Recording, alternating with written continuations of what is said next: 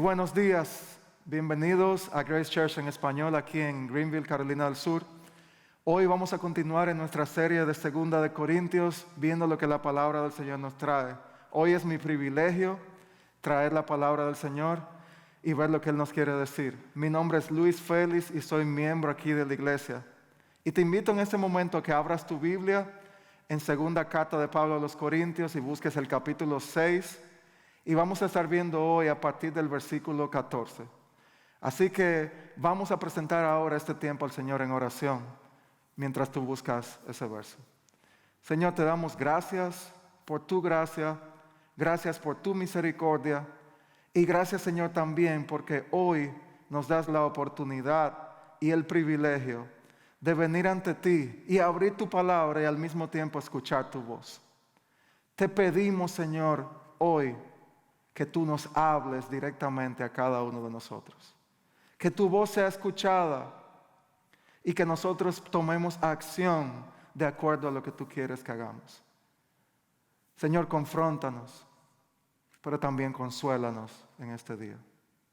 Ponemos este tiempo en tus manos y pedimos, Señor, tu bendición en este tiempo. En el nombre de Cristo Jesús. Amén. Me fui, pero no me fui. Una frase que sonara un poco rara. Pero todavía lo recuerdo, un comercial que cuando yo era más pequeño había en mi país, en República Dominicana, de una joven que tenía un abrigo bien, que parece que hacía mucho frío donde ella estaba. Y ella decía eso, me fui, pero no me fui. Ella quería indicar, salí de República Dominicana, pero siento todavía como si no hubiera salido. Y yo, después del tiempo que también me tocó emigrar y salir de mi país, me he dado cuenta que yo me identifico mucho con eso que ella dice. ¿Por qué? Porque uno sigue todavía extrañando muchas cosas de su país.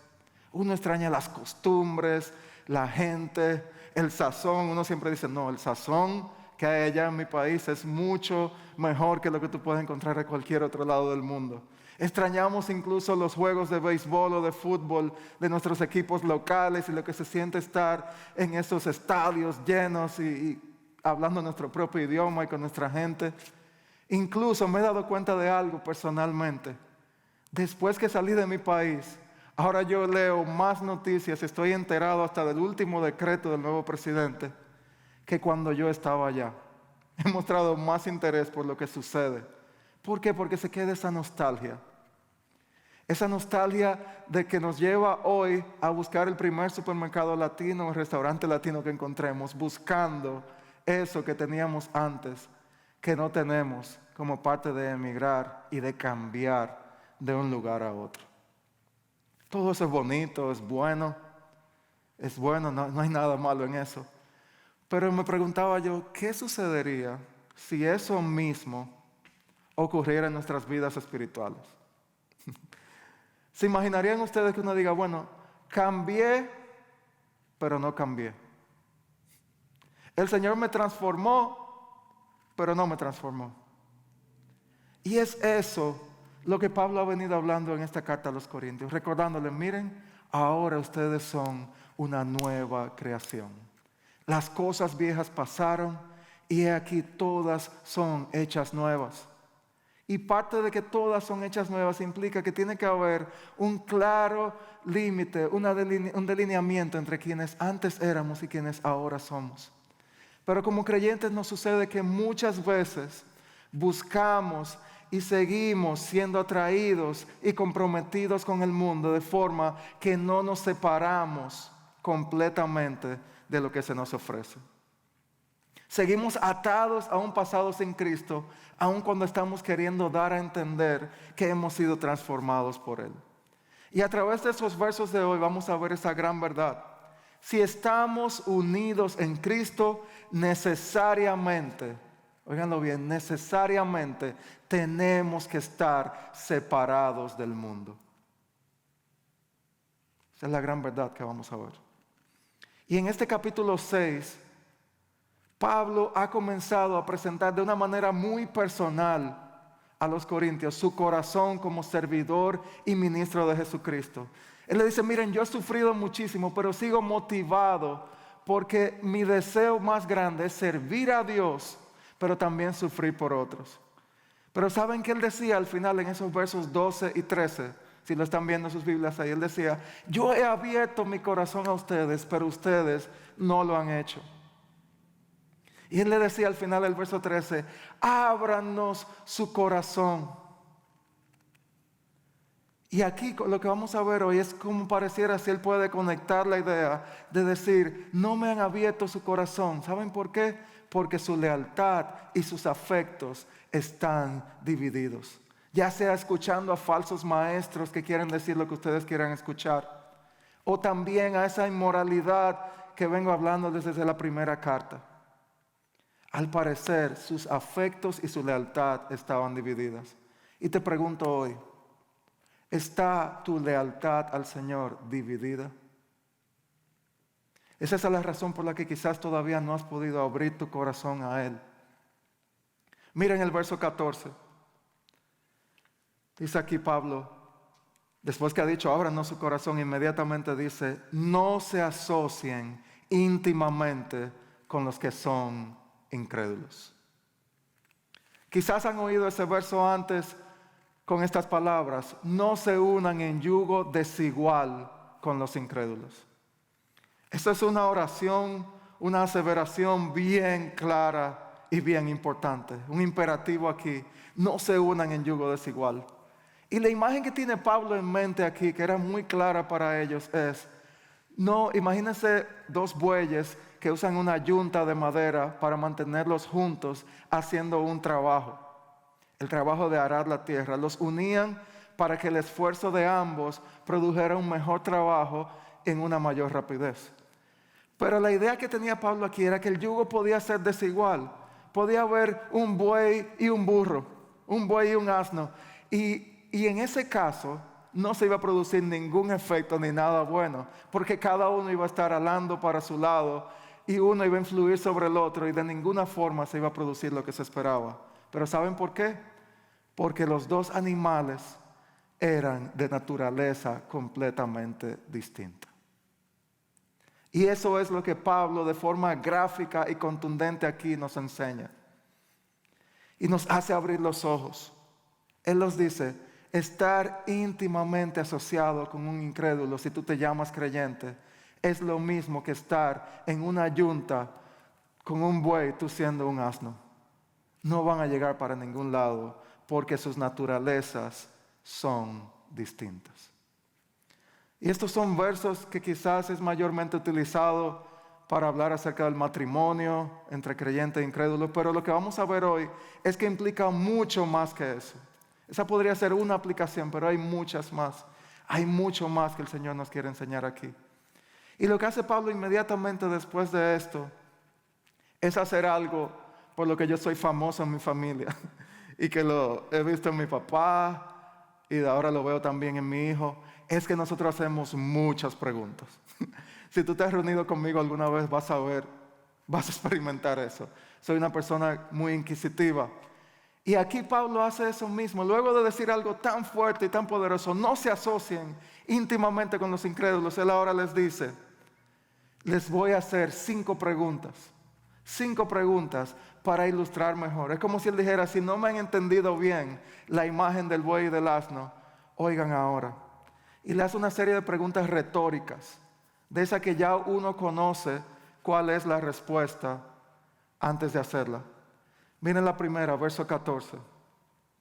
¿Cómo puede la justicia asociarse con la maldad? Él dice, ¿cómo es posible que eso ocurra? La respuesta de ninguna manera. Pero él dice, ¿cómo es posible que la justicia, la rectitud moral que el Señor pone sobre sus hijos, cómo es posible que eso compagine con la maldad, con la iniquidad y con la corrupción? Y sigue otra pregunta en el mismo verso 14. ¿Cómo puede la luz vivir con las tinieblas? ¿Cómo puede las tinieblas que son vistas en la palabra, como esa oscuridad, esa maldad, todo un mundo de penumbras? Como él dice, ¿cómo la luz del evangelio que ya ustedes han recibido puede estar en el mismo lugar que la oscuridad que trae el pecado? Verso 15, tercera pregunta. Qué armonía, en el original era qué sinfonía, qué unión de voces diferentes que traiga un sonido armónico puede haber entre Cristo y el diablo. ¿Cómo pueden sonar al mismo tiempo lo que el Señor nos promete y espera de nosotros y lo que Satanás miente y engaña a todos? ¿Cómo puede la verdad y la mentira? De ninguna manera. Y llega la cuarta pregunta, que es la que nos toca a nosotros hoy. ¿Cómo puedes tú como creyente entonces asociarte como un incrédulo?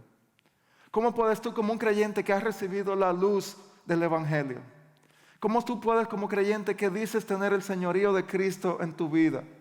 ¿Cómo puedes tú que has recibido la justicia de Dios estar asociado y atado íntimamente a alguien que vive en la oscuridad, en la mentira y en la maldad? Y él termina su serie de preguntas con esta en el verso 16. ¿Y qué clase de unión puede haber entre el templo de Dios y los ídolos? Si ustedes se fijan y leen Primera, Segunda de Reyes y Crónicas, van a darse cuenta que muchas veces esos reyes, su trabajo, el Señor decía, hizo tal y tal y tal cosa, pero no quitó los ídolos que sus antecesores habían dejado. Por lo tanto, no hizo lo bueno delante de los ojos de Dios. La idolatría, el adorar a otros dioses, el incluso permitir y darle entrada a esa idolatría en nuestros corazones, tampoco puede estar unida al templo y la presencia de Dios. Pero si resumiéramos todas esas preguntas para nosotros hoy, en pocas palabras sería, ¿cómo puede un corazón que ha sido cambiado o que dice haber sido cambiado y transformado por el Señor, cómo puede seguir entreteniéndose con su vieja vida? ¿Cómo puede seguir entreteniéndose con lo que era antes? Y estos versos son un llamado claro a que si de verdad hemos sido transformados por la gracia de Dios, si de verdad hemos experimentado la regeneración, la nueva creación, necesariamente tiene que haber una separación entre quienes antes éramos y quienes somos ahora. Tiene que haber una separación. Pablo dice en esas preguntas, dice, no es tiempo de asociarse con, ni vivir con, ni estar unidos con, ni en comunión con, ni en un acuerdo con, ni en compañerismo con, nada que sea contrario a lo establecido por Dios. Estos versos son un llamado a la santidad. Una palabra que a veces nos da mucho miedo, porque implica que tenemos que rendirle cuenta a un Dios infinitamente santo. Pero al mismo tiempo, Dios espera que esos embajadores de reconciliación que hemos ido viendo en la carta, Él espera que practiquemos la santidad, porque hemos sido separados del mundo por Dios, para ahora estar separados del mundo para Dios. Aún desde el Antiguo Testamento vemos una y otra vez cómo Dios requería que su pueblo fuera santo. Él decía que era su pueblo escogido. Incluso permitió esas leyes para enseñarles a ellos que necesitaban estar separados de los paganos y de la idolatría. Necesitaban esa separación y Dios también la sigue requiriendo hoy de nosotros. Fíjense lo claro y radical de esta comparación que hemos visto hasta ahora.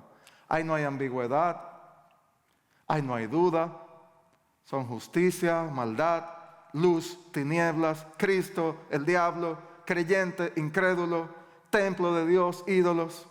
Ahí no hay duda. Y yo creo que a un nivel general y abstracto, todos yo creo que podemos estar de acuerdo en que lo bueno y lo malo definitivamente no pueden estar asociados íntimamente. Yo creo que sí. Pero lo difícil es cuando eso hay que comenzar a practicarlo en nuestras situaciones del día a día.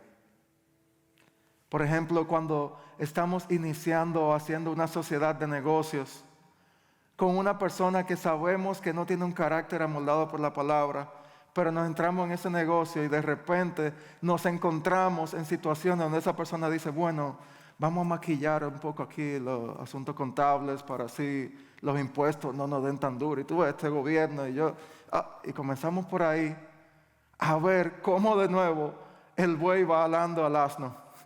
Y ese yugo desigual no va a producir efecto bueno en nosotros. ¿Vieron cómo se va viendo un poquito más difícil? Una sociedad de negocios que parece bonita. Luego puede ser también si estamos tratando de iniciar una relación sentimental con alguien que no tiene ningún temor de Dios en su corazón. Y que luego que estamos con esa persona nos va a arrastrar a tomar decisiones que van en contra de la voluntad de Dios y en contra de lo que decimos ser. Pero resulta un poquito más difícil verlo tan claro, tan blanco y negro, porque cuando estamos atraídos por el mundo, ¿saben qué pasa? Todo se comienza a poner un poquito más gris. O esa amistad que podemos estar teniendo íntima con alguien, con una persona que no tiene ningún temor de Dios en su corazón, y es la persona a quien le ponemos el oído para aconsejarnos en ese momento de dificultad. ¿Saben qué va a pasar en todas esas situaciones y muchas más? Que cuando estamos en yugo desigual, no vamos a ser guiados a hacer la voluntad de Dios. Vamos a ser guiados a hacer lo que nosotros queremos hacer y queremos escuchar y donde queremos ir. Y es en esas ocasiones que tratamos de justificarnos o de autojustificarnos. Siempre recuerdo una serie que yo vi una vez que se llamaba 24. Había un hombre que se llamaba Jack Bauer. Él era el defensor y el que resolvía todos los problemas. Y él muchas veces decía, y en la serie muchas veces se decía, que alguna gente tenía que morir por el bien mayor. Porque hay un bien mayor de proteger a toda la población del mundo. A veces yo siento que nosotros nos autojustificamos, queriendo implicar a veces como poner que hay un bien mayor que está ocurriendo, a pesar de que yo sé que aquí hay ciertos problemas. Queremos justificar situaciones en las que sabemos claramente que no estamos glorificando el nombre de Dios. Y lo sabemos. Pero el mundo nos atrae más de lo que nosotros creemos. Y es en ese momento que el mundo se hace tan atractivo que se convierte en algo fácil dividir nuestra lealtad con el fin de ser aceptados por otros, con el fin de no pasar como un intolerante, con el fin de estar bien con todos y cumplir con mis necesidades en ese momento. Pero miren lo que dice la palabra en otros lugares. El mismo Pablo en Romanos 12 dice, no imiten. Esa palabra ahí, no imiten, en otra versión dice, no se conformen. No tomen la forma ni las conductas y costumbres de este mundo. Más bien dejen que Dios los transforme en personas nuevas. Al cambiarles la manera de pensar, entonces aprenderán a conocer la voluntad de Dios para ustedes, la cual es buena, agradable y perfecta. Aquí Pablo a los romanos les dice, pasemos de conformarnos a ser transformados. Y parte de eso es abandonar y dejar de imitar costumbres y conductas de este mundo. Pedro, el otro apóstol, en su primera carta, él decía, miren, ya que Cristo sufrió en el cuerpo, asuman también ustedes la misma actitud de Cristo. ¿Y saben qué implica eso? Porque Él ha sufrido en el cuerpo, ha roto con el pecado.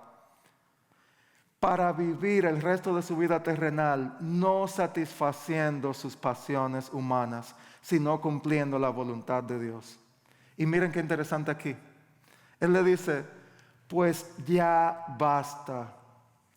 Ya basta con el tiempo que han desperdiciado haciendo lo que agrada a los incrédulos. Esa palabra de Pedro ahí me llamó muchísimo la atención. Ya basta de pretender que hemos sido transformados y seguir actuando como que nada ha cambiado. Ya basta de seguir con las prácticas de las cuales el Señor murió en la cruz y tuvo el sacrificio perfecto para limpiarnos para siempre. Ya basta de seguir entreteniéndonos con cosas que no traen ningún resultado a nuestras vidas más que alejarnos de la voluntad y de los propósitos de Dios. Ya basta de llamarnos creyentes y vivir como que nada ha pasado. Es así por la forma en que Pablo está hablando, la forma en que Pedro hablaba, lo que Dios espera de nosotros es que haya un cambio y que haya santidad en nosotros. Y te pregunto de nuevo, ¿está tu lealtad dividida hoy? Si te preguntas a ti mismo hoy, o si le preguntáramos a alguien que te conoce, ¿ha habido una transformación real en Luis? ¿Es él diferente a quien era antes de creer? ¿Han cambiado sus deseos y sus pasiones?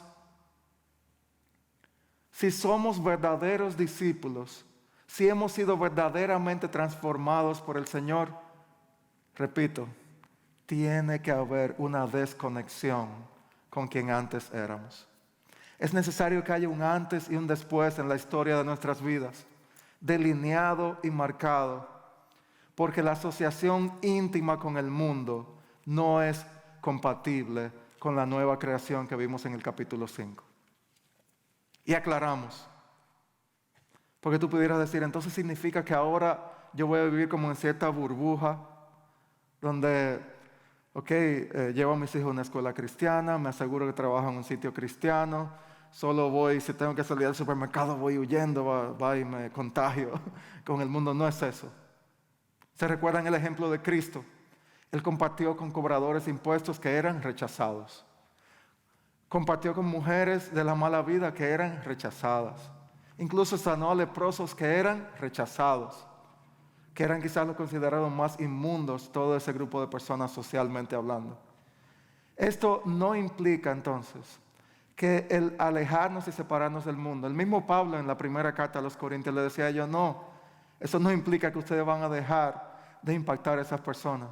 Lo que aquí estamos tratando es cuando hay relaciones o asociaciones íntimas con otros que tú sabes con claridad que te están llevando a alejarte de la voluntad de Dios y de tu crecimiento en santidad delante de Él.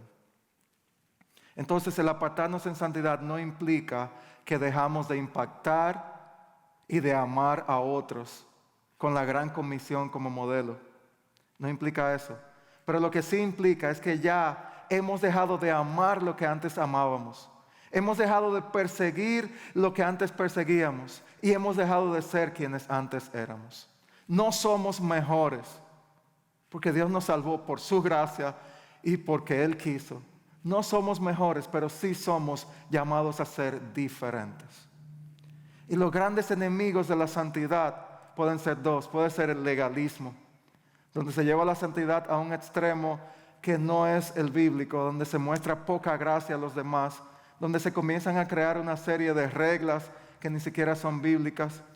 O también puede ser el otro enemigo, el libertinaje, donde se desprecia todo lo que Dios ha dado como mandato en nosotros. Y eso es lo que Pablo hasta aquí nos ha venido presentando. ¿Está tu lealtad dividida? ¿Estás tú en ese yugo desigual? Pero si se fijan en el verso 16, ahora Pablo nos va a dar la razón por la cual ahora estamos motivados a vivir en santidad y apartados para Dios. Y yo lo vi de esta forma. A mí por lo menos me ayudó mucho a hacer esto. Si se fijan, este es el verso 14. No se asocien íntimamente con los que son incrédulos. Aquí en el medio están las 5 preguntas. Si yo remuevo esas 5 preguntas del medio, miren aquí lo que pasa. No se asocien, y miren la razón, pues nosotros somos el templo del Dios viviente. Eso a mí me causó mucho impacto, me abrió los ojos.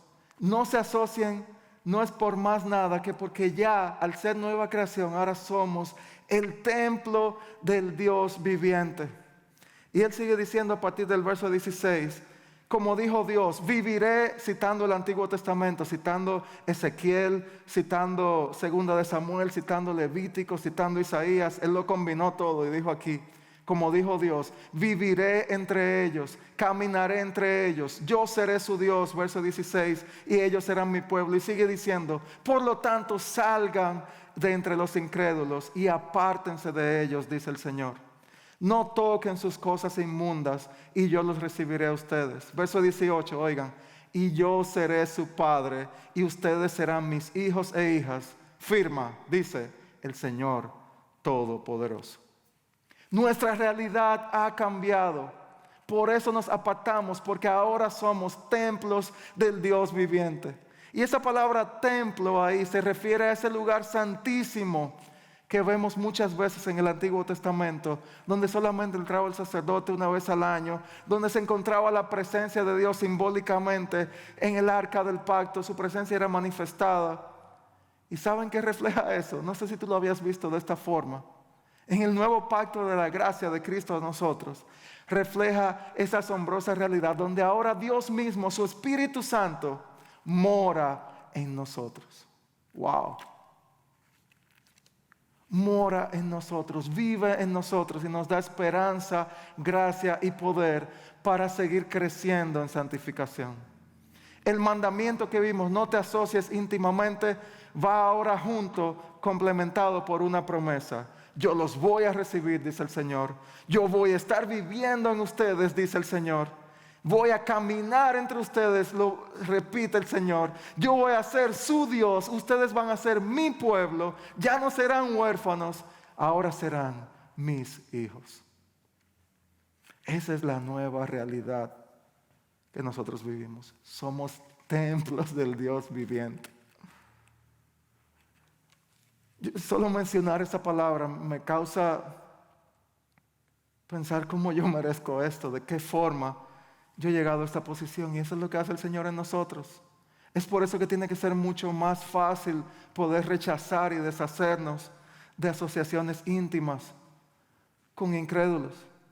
En ese momento, Él les recuerda a los corintios que estaban siendo influidos por falsos maestros, a que recordaran que la razón por la que ahora podemos rechazar todo lo que el mundo ofrece es que estamos en Cristo y su Espíritu está obrando en nosotros.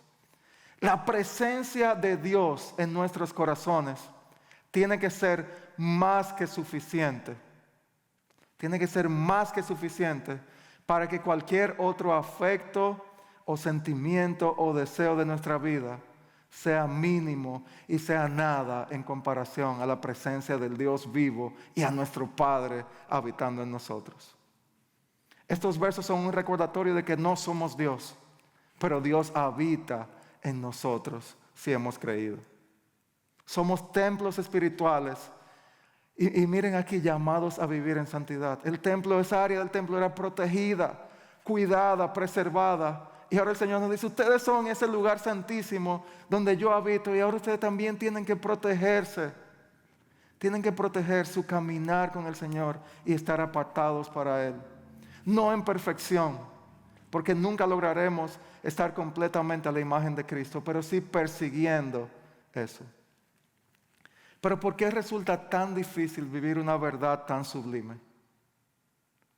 ¿Saben por qué? Porque estamos en el mundo. No sé si han estado viendo los deportes que ya comenzaron otra vez.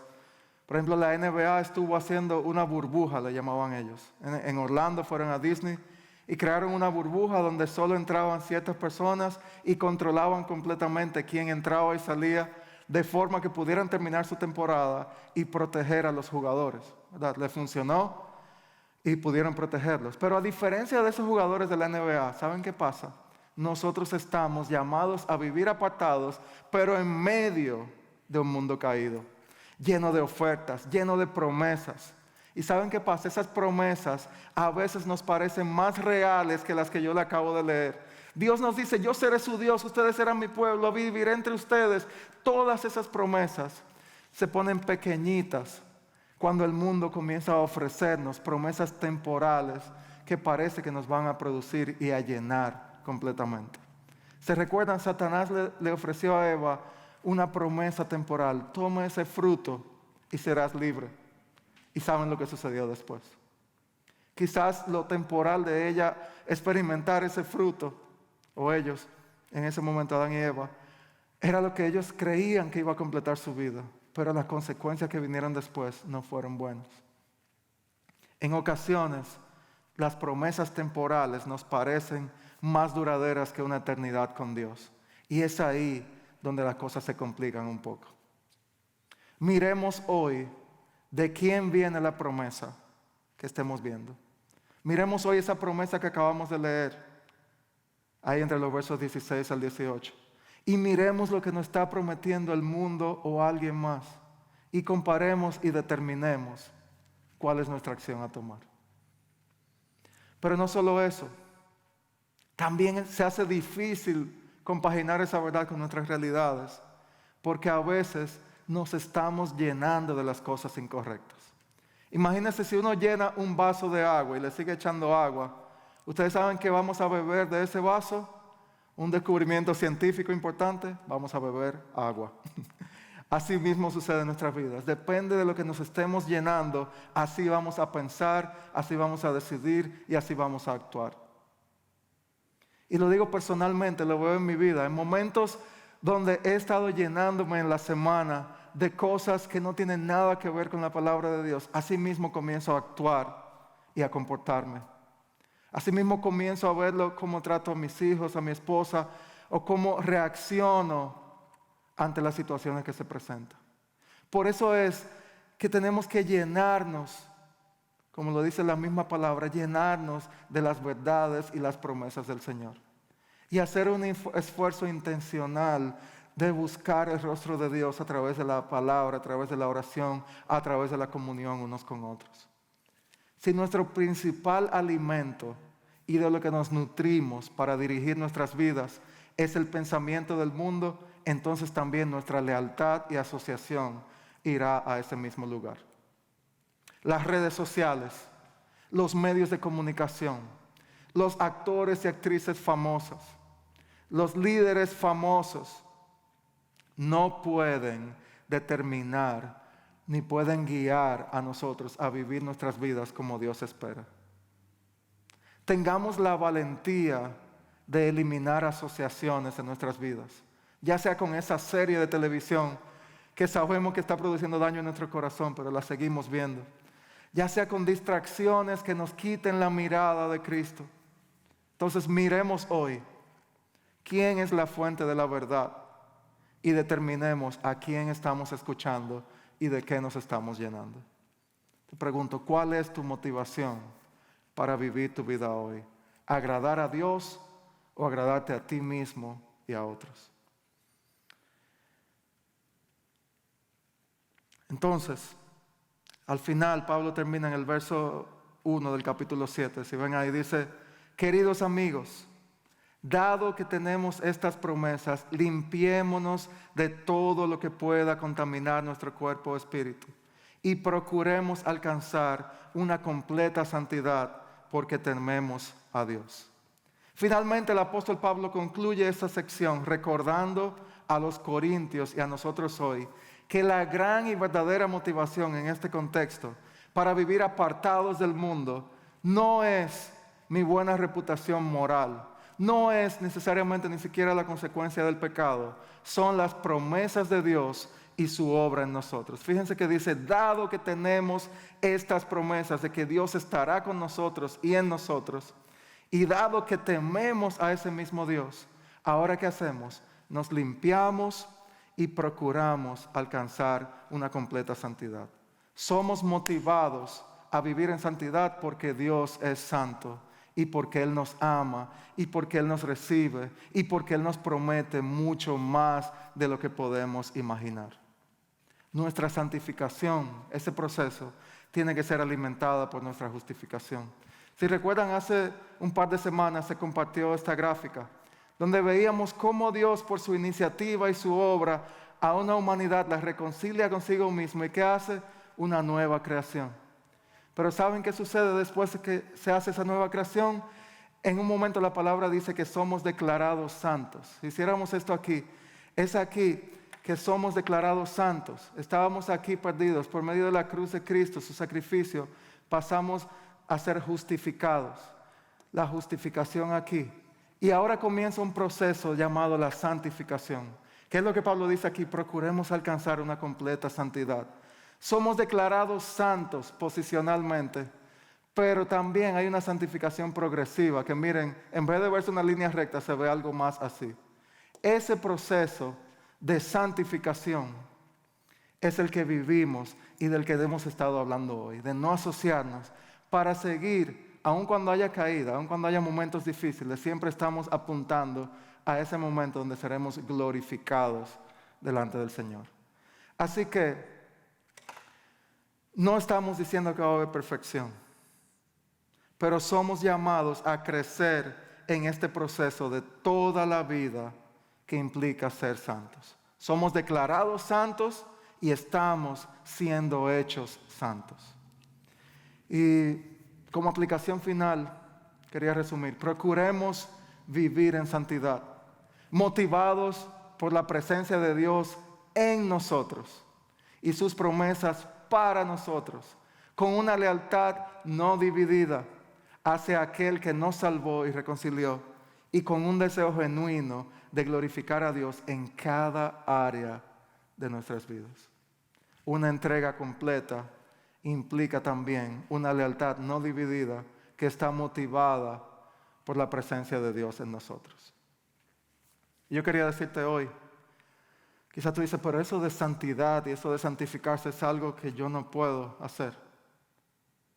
Te quiero decir que si tú estás en ese momento hoy, te quiero decir que entiendas que la perfección solamente la obtuvo Cristo.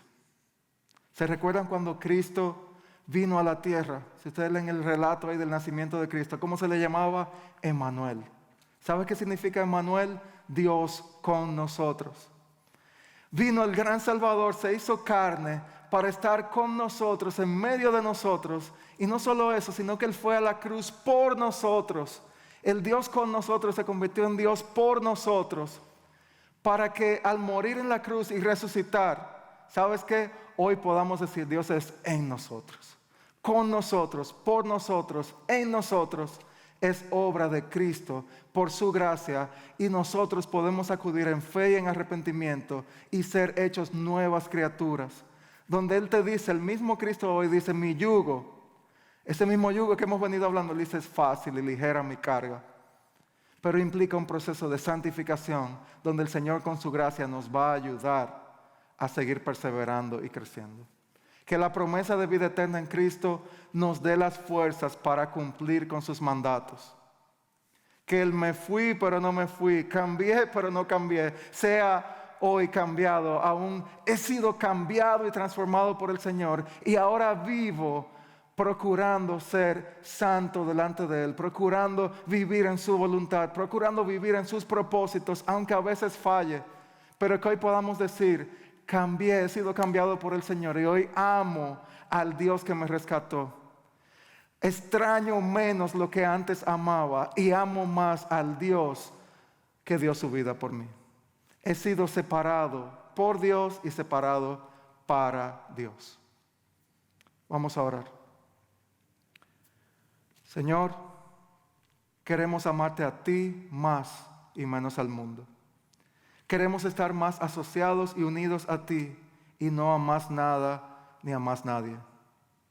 Que podamos, Señor, decir como cantamos muchas veces, ya no soy un esclavo, Cristo me ha salvado. Que podamos ver, Señor, tu obra en nosotros y seamos motivados por tus promesas. Ver lo que tú has hecho, ver lo que tú harás y estar dispuestos a vivir para ti sin nuestra lealtad dividida con nadie más. No queremos asociarnos a nadie más íntimamente que al Creador y Consolador de nuestras almas. En el nombre de Cristo Jesús oramos. Amén.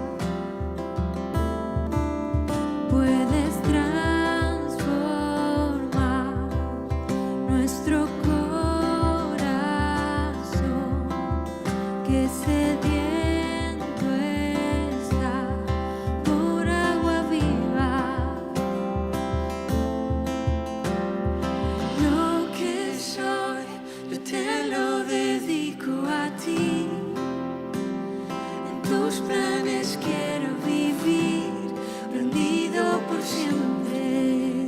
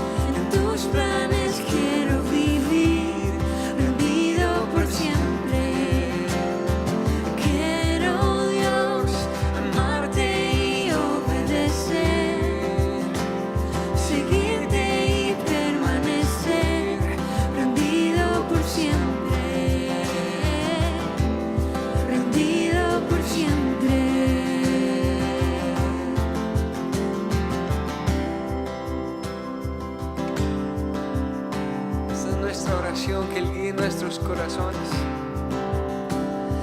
Guía nuestros pasos y cambia nuestro corazón. Cantamos.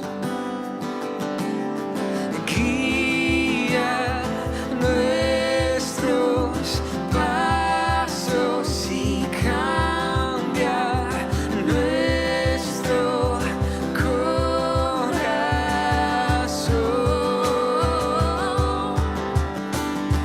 Guía nuestros pasos y cambia nuestro corazón.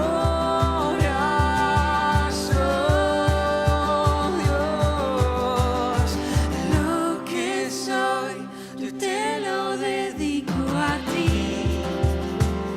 En tus planes quiero vivir, rendido por siempre.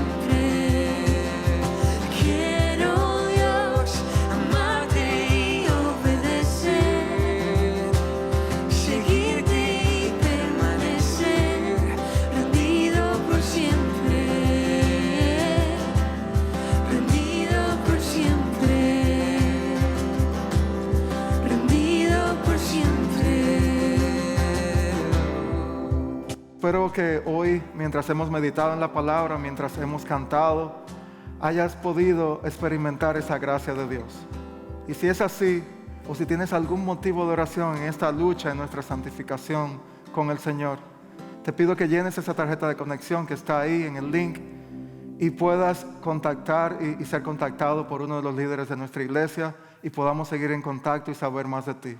Es la oportunidad que tenemos para seguir ayudándonos unos a otros. Dios te bendiga y que tengas un excelente resto de la semana.